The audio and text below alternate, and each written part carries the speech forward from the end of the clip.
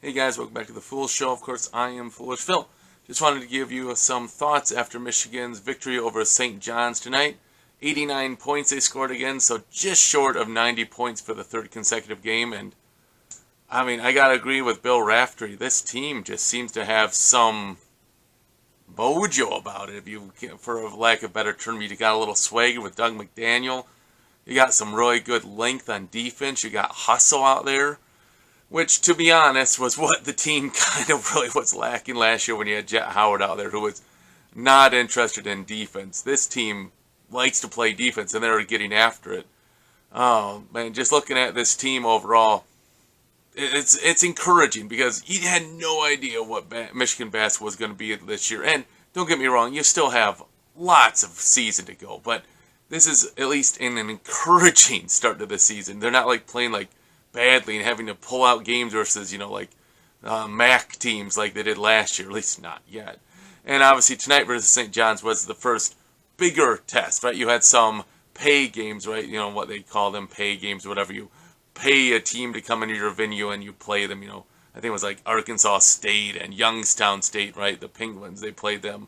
And so it's good that Michigan is getting out there. The first true road game and going to Madison Square Garden, always a fun game there. If it's correct, I think I saw on the ticker on FS1's coverage that this would make it 11 straight victories for Michigan at Madison Square Garden. I don't know if that's really true, but I thought I saw that on the very bottom ticker during the game, that it was 10 until this victory, so it would be 11. That's really cool. Once again, Phil Martelli filled in for Coach Juwan Howard, recovering from his heart surgery. Apparently Howard made the trip and was at shoot-around and such, but obviously he's still recovering from that, so we'll see how the team goes, how it continues to function. Don't get me wrong, I really like Martelli as a coach, and I think he really adds a lot to Michigan's bench as an assistant coach, and wonderfully to fill in for Howard now too, and at other times when Howard's been suspended for various things. Now, talk about the game, man. The first 7 minutes of the game were just awesome basketball, back and forth, high offense. Burnett for Michigan was on fire. I think he was 6 for 6 with 18 points. He set a career high in the first half. He was just absolutely on fire, draining threes. I think he was 3 for 3 on threes and some nice dunks and layups, and he was just going, man. It was a pretty tight game in the first half, really, for most of it. Michigan would get up by a couple points, then St. John's would come back and forth, back and forth, back and forth. But then at the very end, the last 4-minute segment of the game, of the half, I should say, Michigan went on a, trying to look here, 11-3 run. They went on an 11-3 run to get up by 10 at halftime. And it was kind of just a little bit there where Michigan got a little bit better, all controlling the defensive boards. St. John's really took advantage of their second chance points in that 7-minute span where it was this fun back and forth basketball. They had 10 points on second chance points, a couple threes there, some layups. So Michigan had to really try to control that, and I think they did, and that's what allowed them to really flip the game around, to spread the game out, to get the easy victory. So they go into half, 10 points. Game's pretty good, right? But Michigan got that little spurt right at the end, get a 10-point lead. Second half, Michigan just comes out again and just reasserts their dominance, especially on the defensive end. And they start clicking. They get some nice ball movement. They get some easy shots. Doug McDaniel really took over in the second half.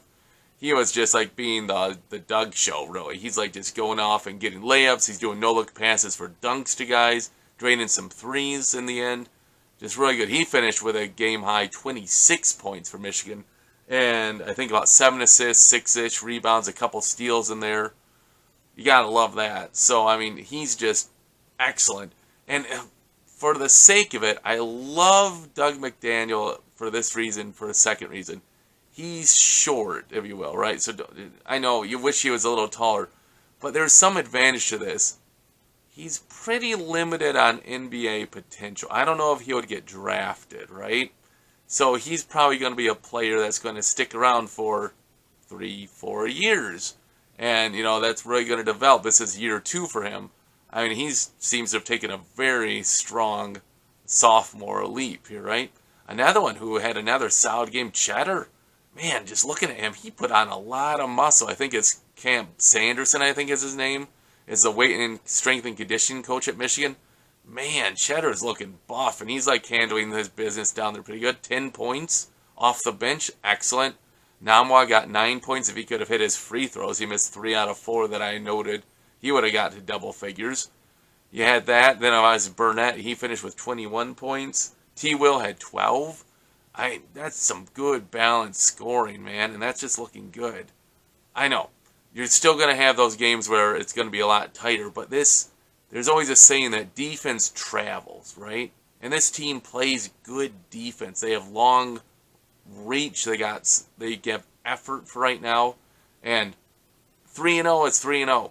You can only win the games you're scheduled to play, and so far Michigan's looking good, right?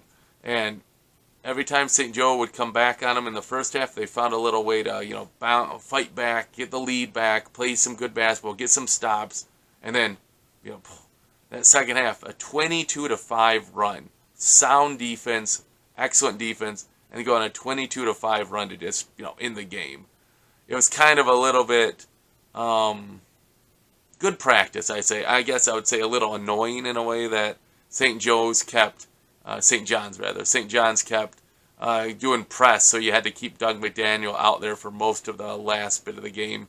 He had a little bit of rest, like 33 seconds, and then maybe another minute in the second half.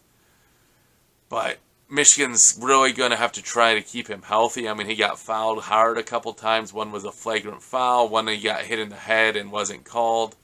So he's such the stir that's he's the straw. There it is, the straw that stirs Michigan's offense right now. You got to keep him healthy. Hopefully Llewellyn can start doing some contact practices as he recovers from his ACL. You see, I think their backup, I think that's George Washington, our backup point guard. He's got to get sprinkled in there. He got a minute or two at the end, so that's good. Burnett, he played well. I don't know if he would really play the point guard, but Doug's not hardly resting anything to even see who would play the backup point guard. All I can say is that was a fun game. Nice to see some good offense, especially in the first half. The second half, as usual, the refs call like everything. Both teams get in the double bonus. No one got in the bonus in the first half. Both teams get in the double bonus in the second. I don't know why. That is like a standard amongst college basketball.